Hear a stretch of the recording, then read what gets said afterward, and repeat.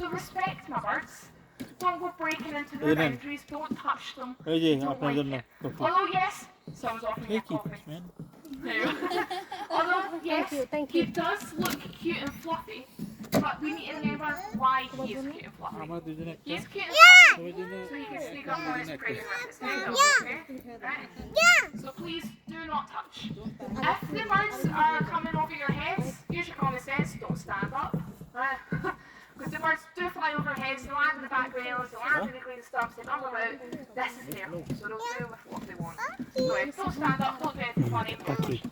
But I plan on flying 4 different birds for you over the next 45 minutes to an hour. And of course you'll see the first one I'm starting with. This is Leo. Leo is a long-eared owl. Long-eared owl, L-E-O, Leo. Not very imaginative. But Leo here is one of our owls here, and one of 5 different types of owls that you actually get in this country, the UK. So we get long-eared owls, short-eared owls, tawny owls, bar owls, I'm not here to tell you he's not cute and fluffy, because he is. No. Now, being an owl, they're always kind of portrayed in the books, the wise old owls. They're pretty mystical. But they're actually one of the most misunderstood animals that I have here in the desert, other than vultures. Because when you look at an owl, you see a cute little bird. Not being birds of prey are famous for having good eyesight. That is their skill. He does have good eyes, don't get me wrong, but his main skill is actually in his hearing. So having nice, soft feathers all over his body means that when he flies, he doesn't make a noise. So that means he can hear his prey. Did you drop it? No. Oh well, it's gone. ওই যে পাখি দেখো, ওই যে পাখি দেখো। There we go. So an owl's hearing is 10 times better than a human's. That's how good his hearing is. His hearing is equipped to hear heartbeats. His hearing is equipped to hear digging under the ground. His hearing is equipped so he doesn't even need to see his prey. His hearing. So having nice soft feathers helps him the boy. But to also help him hear his prey, owls actually have asymmetric hearing. So it means owls have one ear up high, they've got one ear down low. Owls have one big ear, they've got one small ear. They've got one turned up, they've got one turned down. Very different in each side. But this helps them to pinpoint the exact location of the prey. Now you cannot see his eyes. His eyes? That's a lie. You can't see his ears. His ears are just 2 holes in the side of his head, like look what we have. But yes, he is called the long-eared owl. It's because of those lovely little feathers on top of his head. They're flat at the moment. Can I pull them up? There's one. No. He doesn't move, he stops. He walks towards him. He goes, yeah, you hungry? But those ear tufts on top of his head are just feathers, tufts of feathers that look like ears. That is it. They're nothing to do with hearing at all. Their actual name, their scientific name is called corn. It's a soft horn, feathered horn. That's why they wake up during the night to come and feast. ওরে ছেড়ে দাও তো নিচে, তোমার coffee cup নিচে।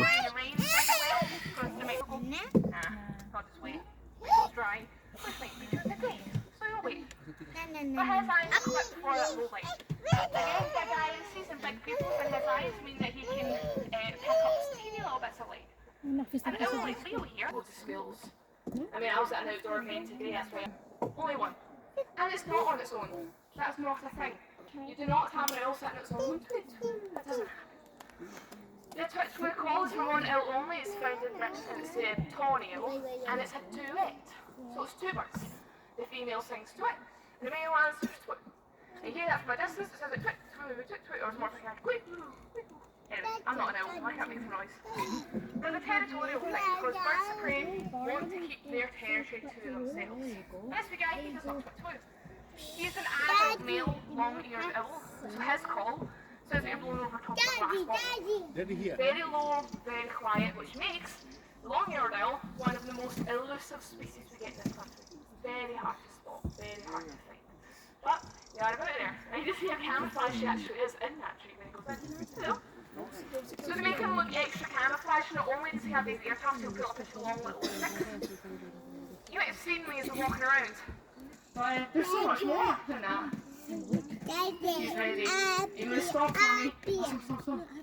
He's a full adult bird, but he's an infant, so He used to come home with me, home with Lynn when he was a little baby, and we looked after him. At that point, my parents were too happy about it. I didn't tell them that I was 8 years ago. So he came home with us. So he's an infant, that's why he's very vocal. And that is why, so you might have seen, probably met Grim. Grim is our place Marnell. She's one of those, all day. Bright yellow eyes, great hornbill, beautiful bird. So she's a habit now, as a youngster, it's a baby call. Big bit of food there, and he's got a lovely bit of quail. He'll swallow this whole, hopefully. There we go, just like that. Most owls will swallow their food as quickly as they can. And this is because of this vision they have. So if you think about it, if you're looking through two toilet bowl tubes and you put your head down to eat your dinner, you cannot know what's happening behind you. So they swallow it. Wait, my hair. I will put him down and we'll get our next bird out. So our next bird is a bit bigger than this species. She's an American species. She was with me at the outdoor event, so I'm guessing a couple of you didn't see her yet. Her name is Up in the trees. Turn this down. Right, can you sit down, please? Thank you. Rogue's out in the trees. This girl is a hunting bird, so she's designed to get up high in the trees. Because this girl gets up high to see her territory, to see her environment. You got to stay safe, you guys, with this one, please. But that's only because she looks quite similar to our buzzards. So the buzzards we have here is called the common buzzard, Beetle. This is the red-tailed buzzard, which is basically an American cousin. And she is called Beetle jumicensis. Although, throughout America, we find these guys. They're actually called a red-tailed hawk. The Americans are wrong. She is not a hawk. Not a hawk at all. I just said 2 minutes ago. Not only that, through the name can tell that she is not a hawk. We also tell she is not a... Sorry, he asked the wee girl to sit down, please. She's going to end up getting hurt. Wee girl on the thing, please stay seated. Okay. I tell you, I've been punched in the face by this girl before. So the red-tailed buzzard is basically an American bird. There we go. So not only the name can you tell that she is a buzzard, but you can tell with how she flies. Sorry. Sitting and waiting for their food to come through. Sit down, sit down, sit down. Jihan, sit down. Any bird to play his head is how can I make my life easier? So a perfect example of this is the likes of a golden eagle. You've all heard of a golden eagle before? We have one here. I should hope you've all heard of a golden eagle. It's kind of a symbol of freedom, isn't it? An adult, wild, female golden eagle, so one of the biggest predators we have in this country, sits on the exact same perch, in the exact same area, the exact same perch, for 85% of her day. 85%. Just sit and wait. Birds play love to save energy, and buzzards are like that.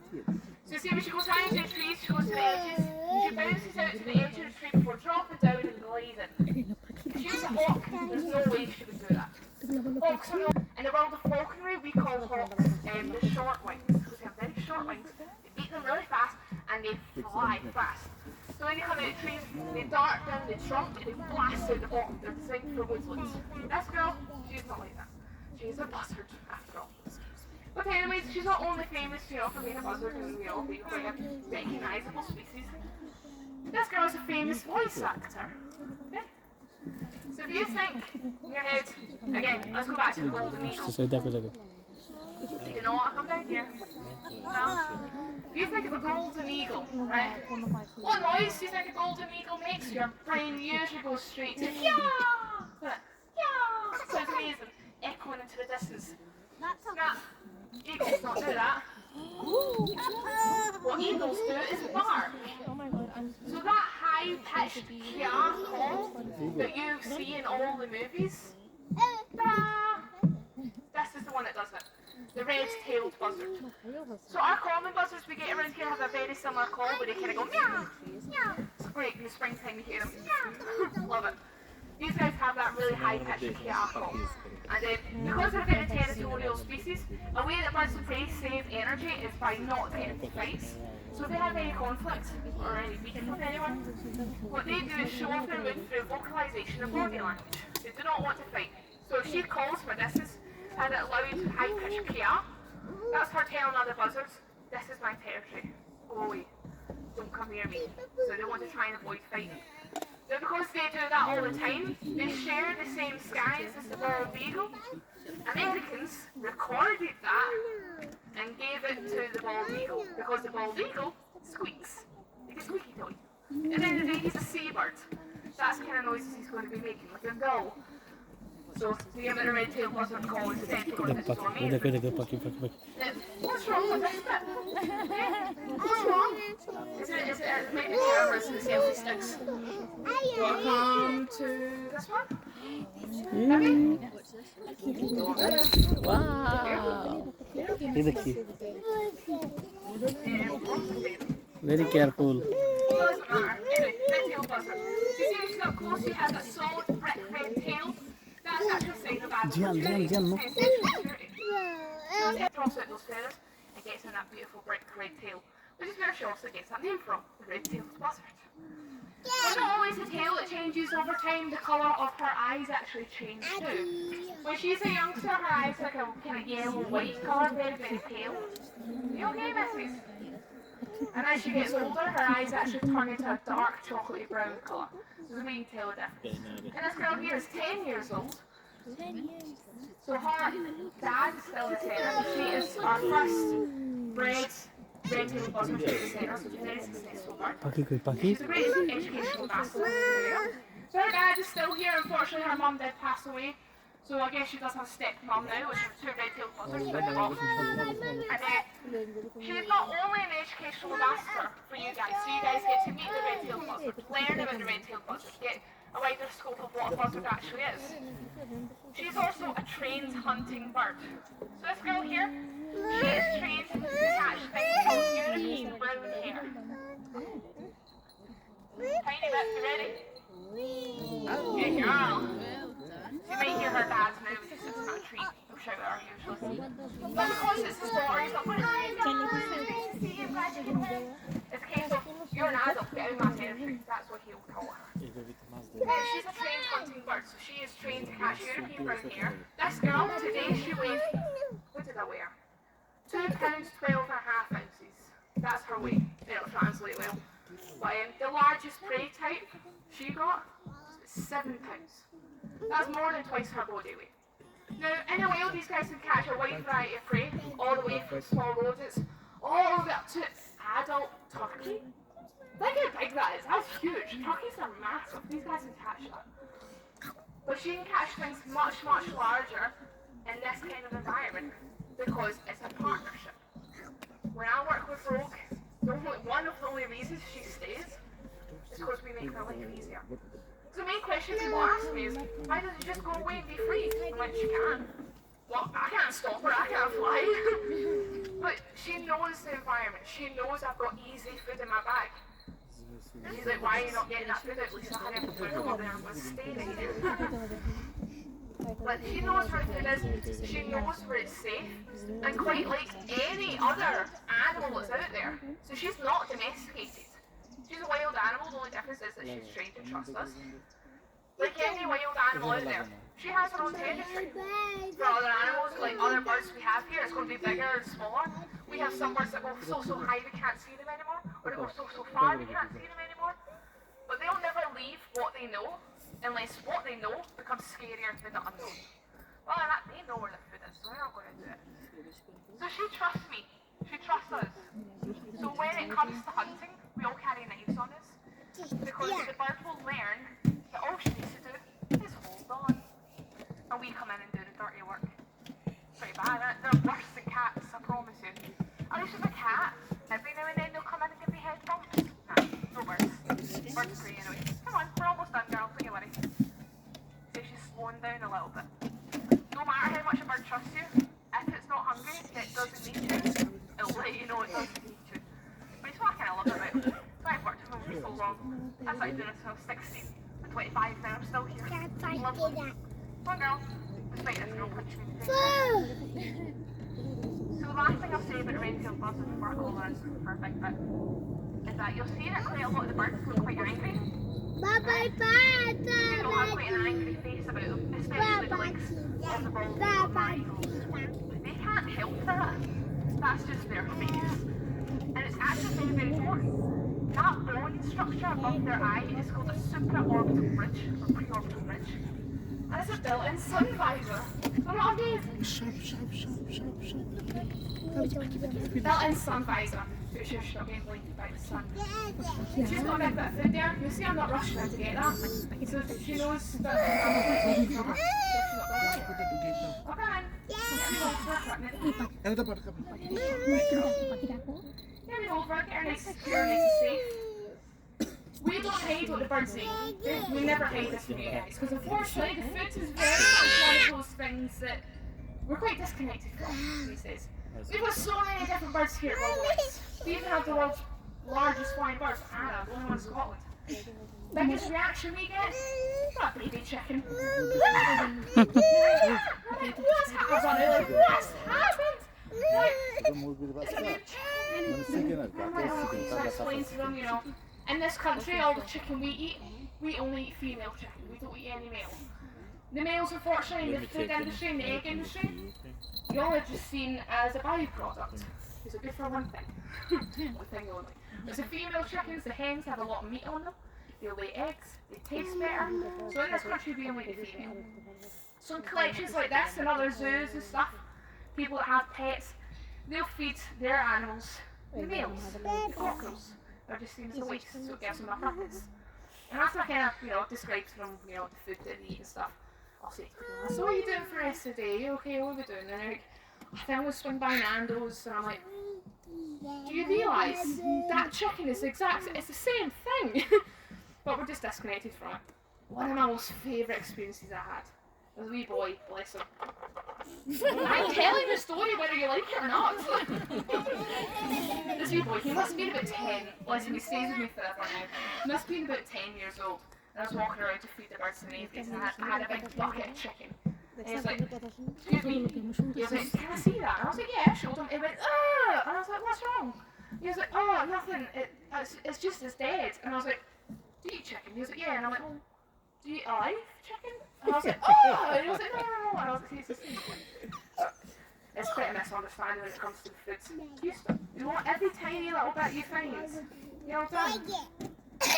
Anyways, I'm talking about the birds and babies. So, give her a round of applause. She's done really good today. Thank you. Our next bird I'm going to need a hand with because he is very, very big.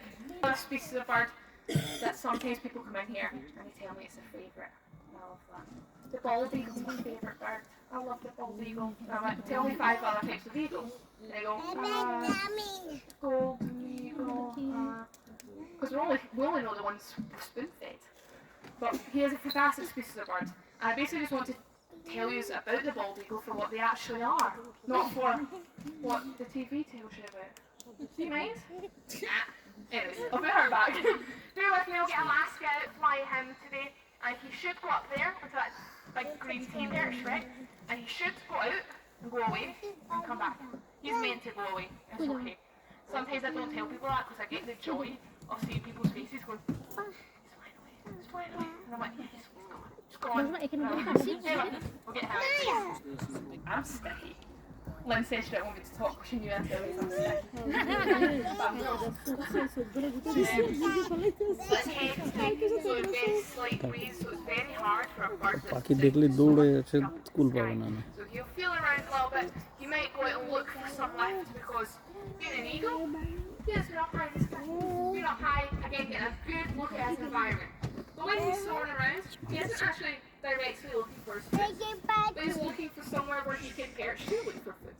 Love that. Yeah, you won't have to dive out the sky to come down to his food. ওই যে পাখি ওই দেখ The পাখি bald eagle is an American species, one that we're all pretty familiar with. Is his national he's on the national sigil of North America, and it's a national bird, which actually was once upon a time going to be a turkey. Americans have a much different feel with it. Those turkeys everywhere. Crazy. But no, this is why we know the bald eagle, this relationship we have with America. So yes, he's an American species, but he's not only found in the northern states of America. Mama, look, The bald look, eagle look. is actually found throughout most of Canada, so all the way up over, and even found as south as northern Mexico. But here we are, the Mexican bald eagle. We're very widespread bird throughout the American continent. Going far. And see, told you, I heard it. Who said it? Where's he going? He's gone. That's like, he's gone. Show's over, lads. Bye. He's flying on there. Honestly, well, yes, he's a widespread bird, but no matter whereabouts in America this boy is found, the bald eagle is always going to be found around all kind of American wetlands. So it's going to be lakes, reservoirs, rivers, fisheries, coastal areas. You're going to find the bald eagle. And you find the bald eagle around big bodies of water because these guys are the only fishing. Mama, look, Paki. With Paki. But there's a lot of documentation on that. There's a lot of us that do know that he eats fish. And he's not picky with what fish he eats. He is an obligate carnivore, but he's a very opportunistic predator. You know, he'll eat anything. So when it comes to trout already, I said that one already. So he doesn't care. He's going to eat a lot of different fish. What's documented is what you see them do is coming in low and fast over his big looking the fish out and just using their feet. With Paki আসবে ওটা পাখি আসছে It was really easy. It's hard, by the way. It's not an easy thing. Can you imagine someone putting you on a zip line across the water and you just say, try hold on to that. It's hard work. Now, you're going to land on the floor.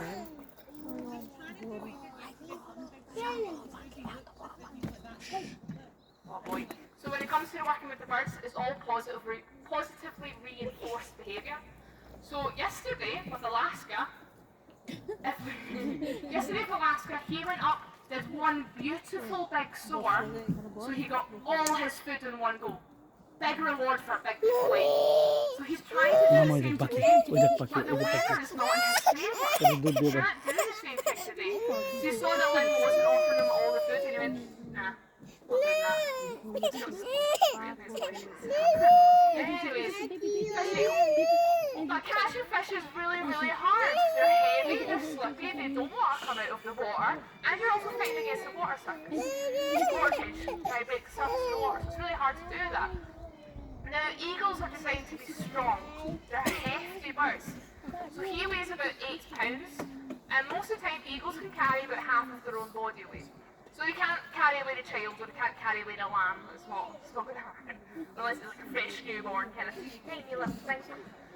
But he can carry about half their own body weight. So that helps him be able to catch, pull these fish out of the water. He doesn't want to get fully saturated. If he gets fully soaked, he cannot swim. He will get soaked, saturated and drowned. Or he might get himself really wet and die of hypothermia if he's living in places up in Canada where it's really cold sometimes. That's a lazy one. So and they don't want to get wet. So using that strength, they fly across the water, they pluck the fish out, just dunking their feet in, and they actually have a locking mechanism in their feet. All birds of prey do. All birds of prey do. Even the little long-eared owl that has. They can lock their feet in place using their tendons, it's kind of like a vice. They lock close, so that means he doesn't need to focus on holding on.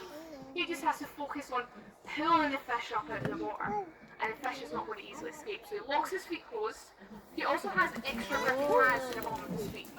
So the birds have quite padded feet, so it's their weapon to protect them. And at the bottom of them, there's lots of little bobbles. He's got a lot more of those bobbles. And it's called full use of his environment, full use of his territory. If you think about these guys swimming around big bodies of water, you think of what else is swimming around big bodies of water. So next in his diet list is actually other birds. Waterfowl, things like ducks, grebes, herons, those are the things he's going to take advantage of. Things that are going to be used to him being around the environment. They're used to him coming in and fishing. Then after a wee while he goes, you know what, you're also there, you're pretty easy. So he's going to come around and eat some birds too. He's not going to eat mammals. So ground prey like ground squirrel, jackrabbit, cottontail, a lot of different prey types. Some of the most favoured things friendly birds are prey to get. Things that aren't going to run away. Carrion. Things that are already dead. See that locking mechanism I was talking about? You can't let go.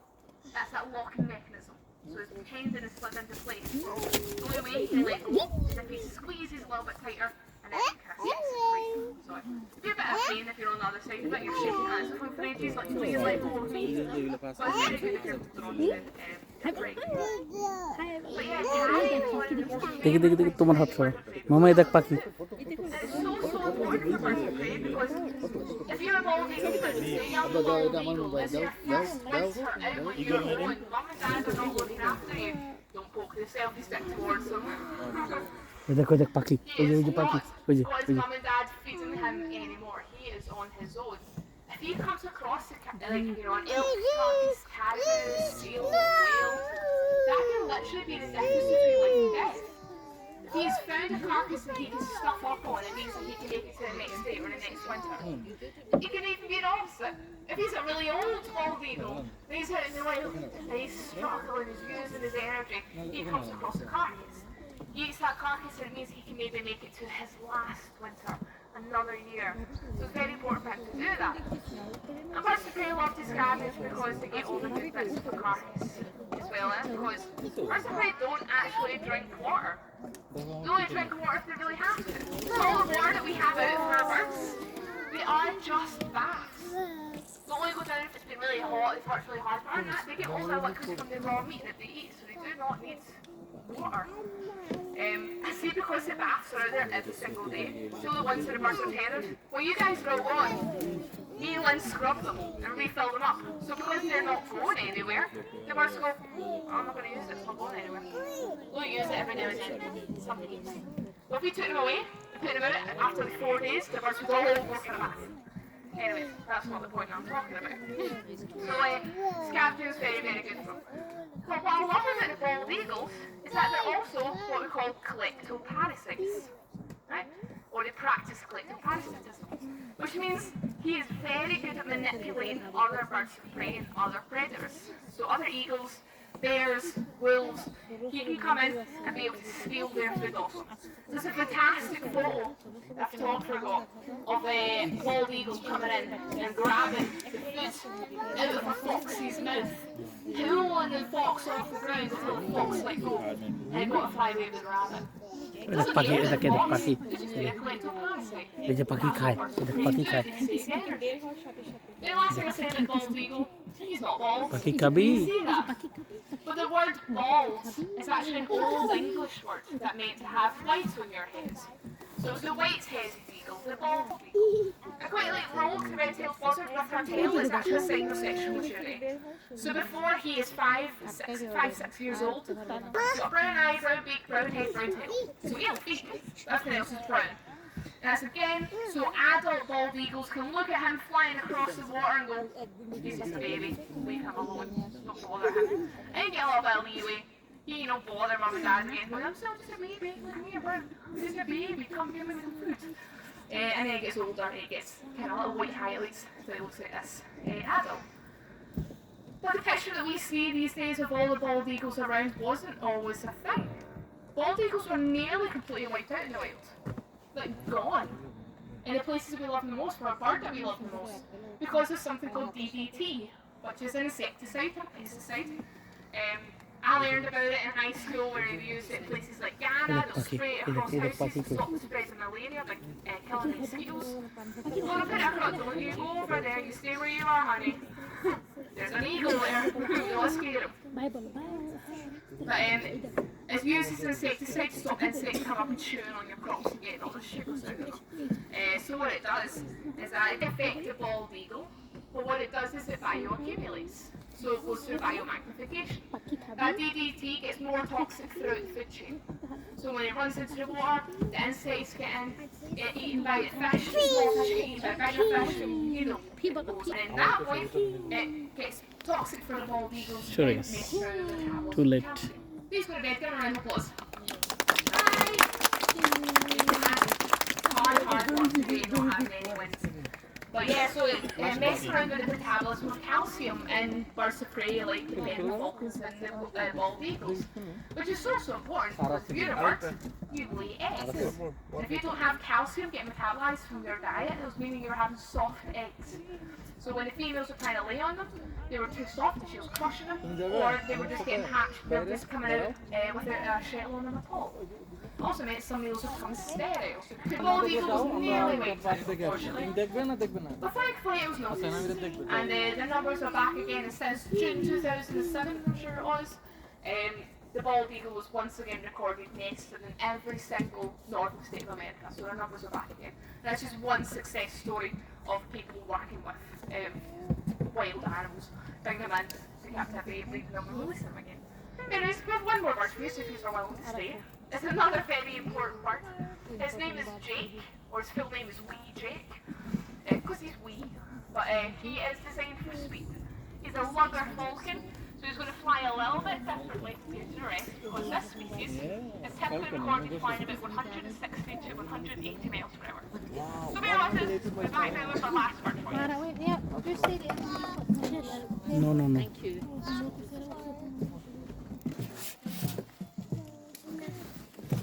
Guys coming, coming from up. You need to check on the sky.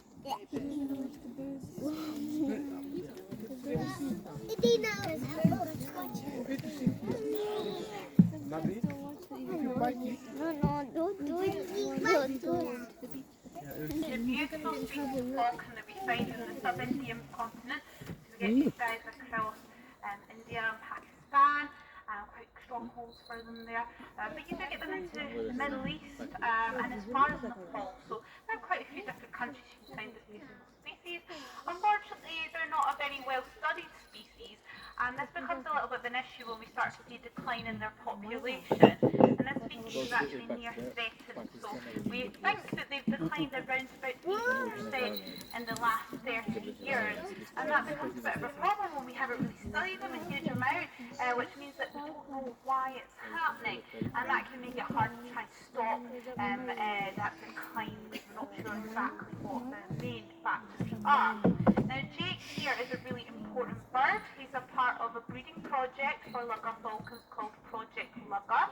This was started in the UK by 5 British falconers that wanted to save this beautiful little species, as these birds have been used in falconry for a very long time across Europe and across the rest of the world. So we'd be very ashamed to kind of lose this beautiful species.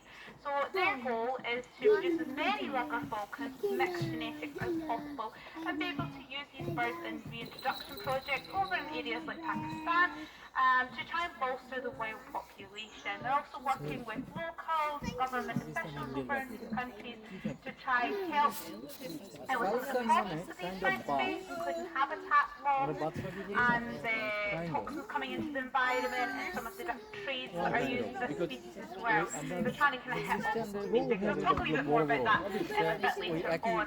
So lugger falcons are a falcon species. They're a little kind of petite, very agile species of falcon. They are mainly bird hunters. They're going to be catching a whole host of bird species, ranging from small songbirds up to things like duck and crow and pigeon and things like that.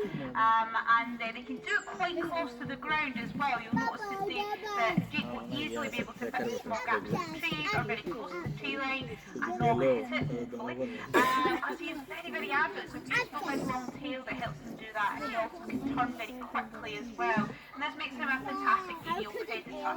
So how he's aiming on catching bird life is to use speed and impact. So he's going to go further away, so sometimes he'll fly out of sight, and then he's going to hurl in at prey as fast as he can, using those feet to strike at it. Hopefully, if he hits it hard enough, he would be able to kill his prey or disable it.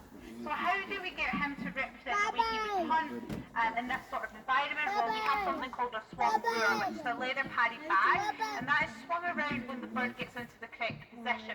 So at the moment, he's staying a little bit close, and he's constantly watching Lisa. Sometimes you'll even notice he slips right past her, and that's him trying to scare the prey out into the open. They would do this in the wild. If their prey flew into like a bush or a tree, they fly close to it, try and scare that bird out into the open for them to be able to get an opportunity to hunt it. But we don't want to reward him for that. We want him to go further away and start ignoring Lisa, go high in sky if he wants, he can go as far away as he likes, and then he'll get the opportunity to hunt. So the lure will start swinging around at that point. So this has just got a little bit of food attached attached to it. It's a little leather padded bag with some quail attached to it. I'm going to swing it round. He's going to try and chase it. Actually, there's chicken attached to it. It's quails for later. So yeah, he's going to start hunting it at that point. So what the falcon is most famous for is the stoop, which is the high speed dive that they do. Most medium-sized falcons like Jake here can go up to about 180 miles an hour in one of these dives. The closer to the ground, the more he's going to have to rely on agility as well as speed. Obviously he's high in the sky, there's not much to bump into, so he can go a little bit faster. So he will adjust his speed and his agility depending on the habitat that he's hunting in. So his job is to try and hit this lure as fast as he can with his feet. Falcons are designed for high impact, and they've got air sacs right across all their organs to be able to deal with that. He's trying to strike it with his feet to disable the prey, and if he gets it, we'll throw it up in the air for him as a reward for him hitting it. If he doesn't get it and he starts to get tired after a while, we will throw it up in the air for him as a reward for all the effort that he put in. So he does get a participation award despite the fact he might not hit it on his date. Just depends on the lure swinger. So one of Jake's favourite techniques is something that I think he's doing now, which is when... Oh no? That won't help. So one of his favourite techniques, and also is something that they'll do in the wild constantly, is if they know the prey can see them, they will fly off in one direction. The prey sit and watch where they flew, like looking for the falcon, where did they go? And then they fly very close to the tree line or walkway base, and they'll sneak up from a completely different angle. So they want to take their prey unaware, so they're more likely to hit it that way. And Jake is an absolute expert at doing this. So he looks like he's just flown away, but he's thinking about what he's doing the whole time. And he can sort of appear at the completely opposite side. So if you're swinging the lure, you really do feel like the prey at this point because you don't know where he is. Now we do have a little bell on him to give us a little bit of an indication of where he might be coming from. If he's going to come from a strange angle, obviously that will also keep us safe as well as the bird, because we don't want him to hit the lure at a strange angle or accidentally hit us as well. So the bell will definitely give us a bit of a jingle. We'll be able to work out roughly where he's coming from, but sometimes the bell doesn't jingle when he's coming in, so he can get a bit of a fright if he blasts through some vegetation. It's a really common sort of hunting style for this species, and for a lot of falcon species as well. So I mentioned a little bit about the decline of the species, and there are a few things that we think might be causing this decline. One of them is their prey species being poisoned. So things like rodenticide and also insecticides getting into the predator's bloodstream. Insecticides usually come in the form of areas. Listen behind you.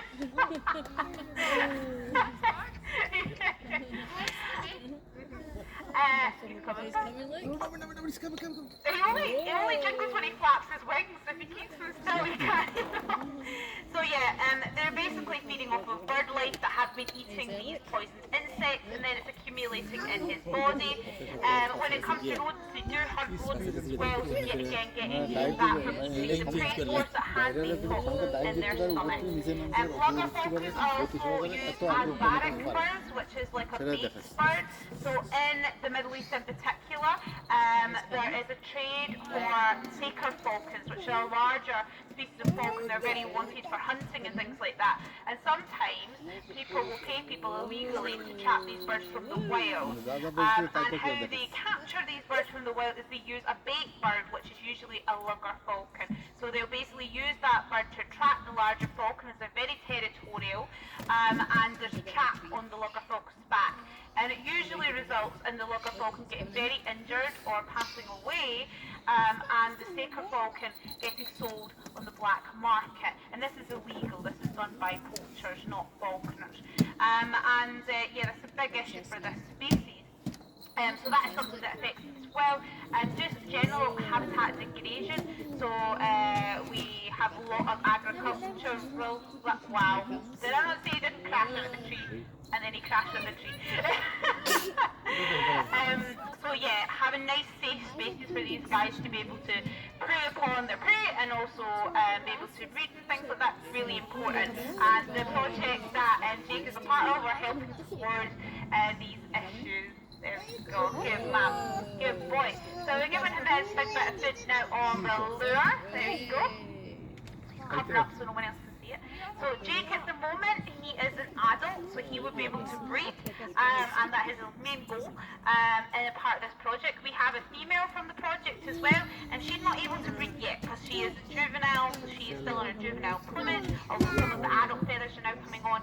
In a year or two, they'll be put into a breeding chamber, and hopefully they'll bond and partner up and have youngsters, and their bloodline will be used in reintroduction projects over places like Pakistan. So that is hoping to kind of bolster that wild population and make sure we don't have inbreeding within the wild population because they've had such a decline in their genetics. Now he's on the lure, he's going to be hiding his food so no one else can see it. He'll be very vulnerable on the ground. There'll be many animals that may try want to steal his food from him in the wild, so cover it up, mantle it. He eats his food pretty quickly, he has a very specially designed beak to do that. He can twist his beak with a little right angle in it, and that helps break bone, so cut the vertebrae and the spine as well. And he's going to eat it as quickly as he can to get off of the ground where he's vulnerable and get up somewhere nice and high. Once he's finished his dinner, he has a big crop, so he has a storage sort of place for his food that's just underneath his chin, and that will slowly make its way down into his stomach over the hours, and he'll start to get all that nutrition from his food there. And Lisa did a trade-off to get him off the lure. We offer him a nice bit of fish, got a nice bit of quail today. He's going to hop up for that, so we can put that empty lure back in our bag for tomorrow. Now that does bring us to the end of this demonstration. Thank you very much guys for coming along today. I hope you enjoyed it. If you want to keep up to date with our conservation work like Project Clever Stuff and our vulture conservation, all of that is on our social media pages. We've also got cute videos and things of the birds. If you want to see any events or any deals on our experience with it, they're all on Facebook, Instagram and Twitter. If you are interested in doing some handle on the fly yourself, we have a whole range of experiences ranging from small kind of hour sessions where you get to handle a couple of birds and fly birds if you fancy it, up to full day experiences where you can get the bald eagle landing on your glove, owl walks up the woods, owl experiences if you like owls particularly, hawk walks, condor experiences, photography events. You've got that camera, you want to get some nice shots of the birds you can prize out in the field with just the photographers, with the birds flying and statics and things as well. If you're interested in any of that, you contact us directly or check our website out, or you can check us out on social media as well. But thank you very much guys for coming along. I hope you enjoy the rest of your night. Thank you very